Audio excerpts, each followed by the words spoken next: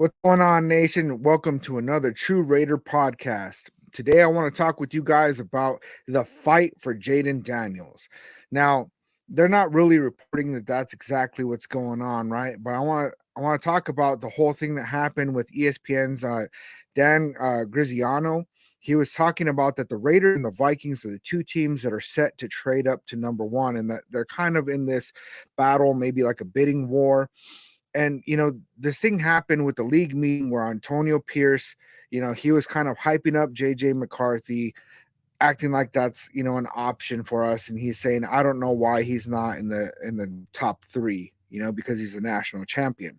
And then the following day, I think it was after Jane Daniels pro day, Vikings head coach came out and said how much they wanted Jayden Daniels, right? And I really think that what both teams are doing is trying to hype up the other quarterback.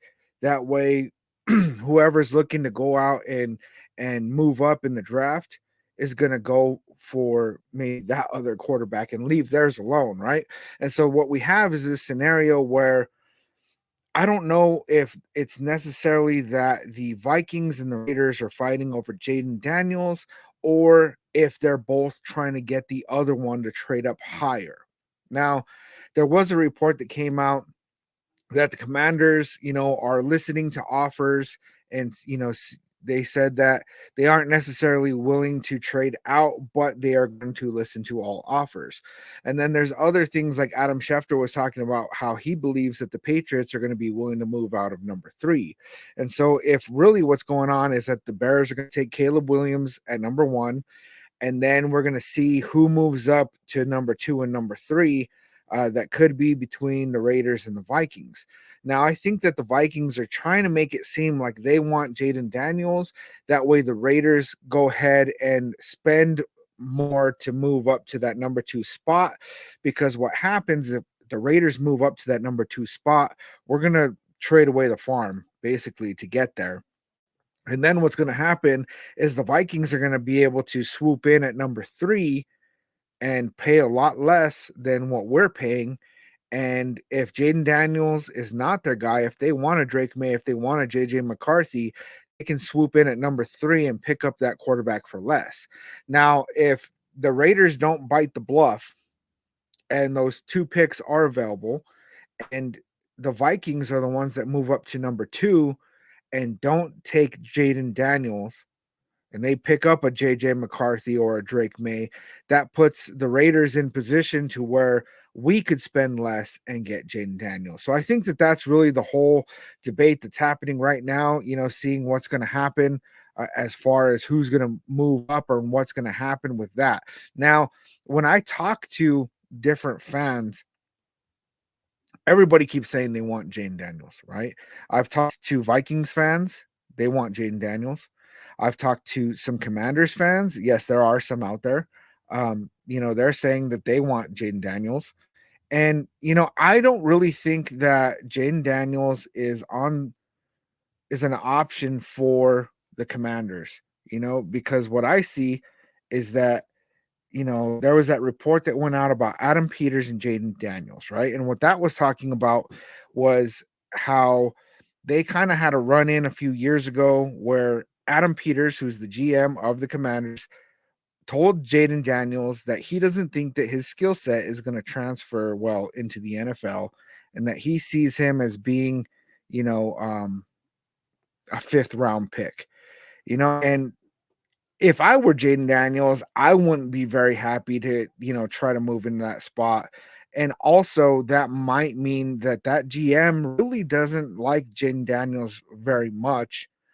And, even though he's progressed in his skill set and his stats and all that, maybe Adam Peters isn't really high on Jayden Daniels. And if that's the case, why would he take him at number 2?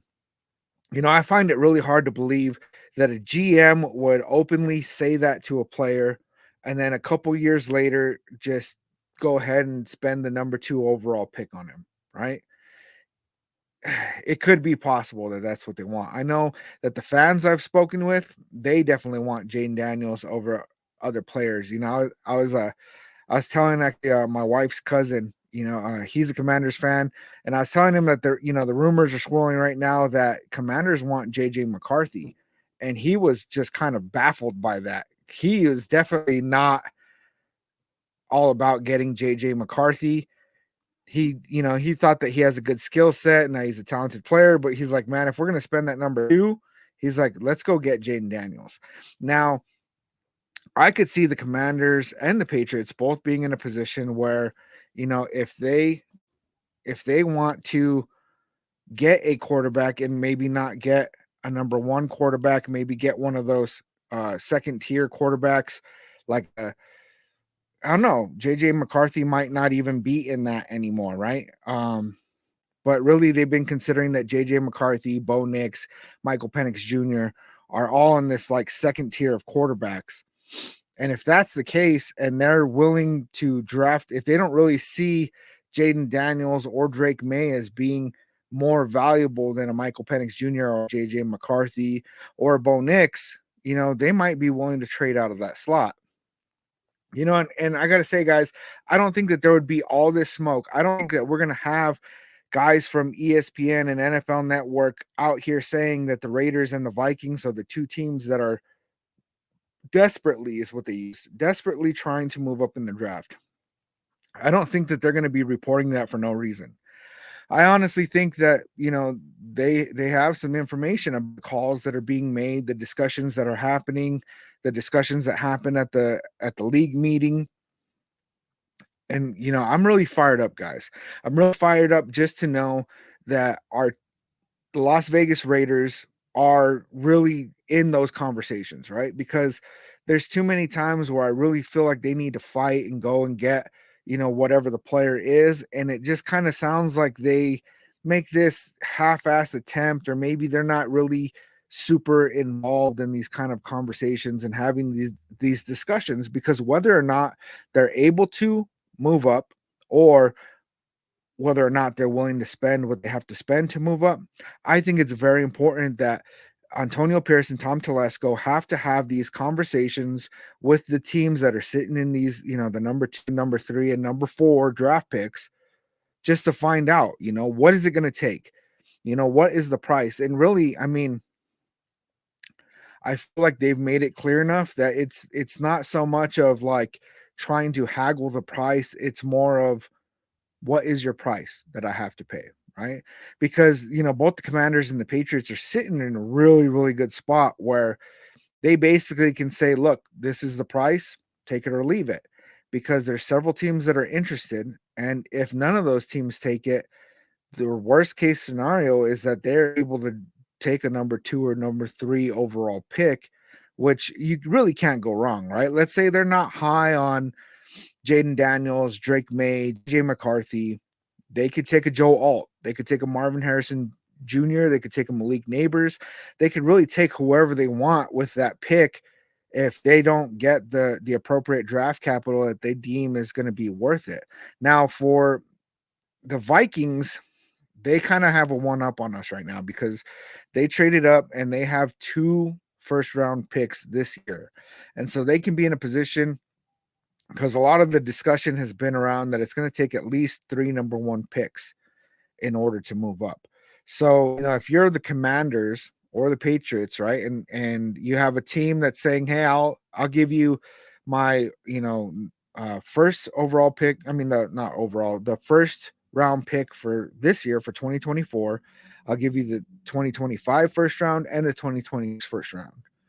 And then you have another team that says, I'll give you 2 first round picks for 2024 and a 2025 first round. Which one would you take? And that's a difficult thing, because depending on what that team believes is going to happen with, that franchise's future, it might be more worth it to take the 2 first rounders now and the first rounder next year. Because let's say that they're looking at, okay, what we want to do is trade with the Las Vegas Raiders, but they're offering us this year's first round, which is number 13, which is pretty good. And then the next 2 years, that first round pick, if they really believe that if we move up and get our guy at the quarterback position, that we're actually going to be a playoff caliber team and maybe even make a deep run into the playoffs, they're looking at is those other first round picks are going to be late first rounders for the next 2 years. And is that something that's really valuable to them? Right now, I think the Vikings are sitting at, I think they have the don't quote me on this, man, but number 11 and number 26, I want to say. It's either 23 or 26. And having one of those later first rounds is pretty good, right? Because then they'd be in a position where they'd have 2 first rounders and their second round pick. I mean, there's a lot of good talent in this draft to be able to pick up at those spots, right? Now, I don't think that the Raiders can offer nearly as much. And that really makes me believe that the Vikings can outbid us if they want to. Now, the big question is do they want to? Right? Because it's part of the fight for Jayden Daniels is playing that game of, is it that they want Jayden Daniels and they want to move ahead of us? Or is it that they're trying to get us to up the price, pay more to move in front of them because of out of fear, the way they can pay less for their guys. So you guys let me know down in the comments. Please hit that like. Please remember to subscribe, and I will catch you guys on the next one.